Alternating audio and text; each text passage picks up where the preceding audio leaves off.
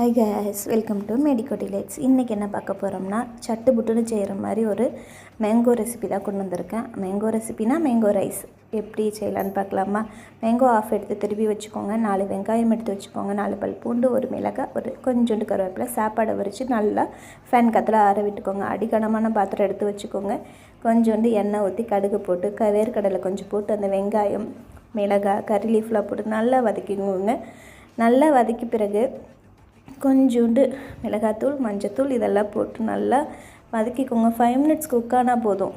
தேவைக்கேற்ற மாதிரி உப்பு போட்டுக்கோங்க, மறந்துடாதீங்க. நல்லா ஆற வச்சுருக்க சாப்பாட்டோட அது நல்லா போட்டு நல்லா மிக்ஸ் பண்ணிங்கன்னு வச்சுக்கோங்களேன். டேஸ்ட்டு அல்டிமேட்டாக இருக்கும். ஸ்மெல்லே நல்லாயிருக்கும் சாப்பிட்றதுக்கு. கூட அப்பளம், ஊறுகாய் எது வேணால் வச்சுக்கலாம்.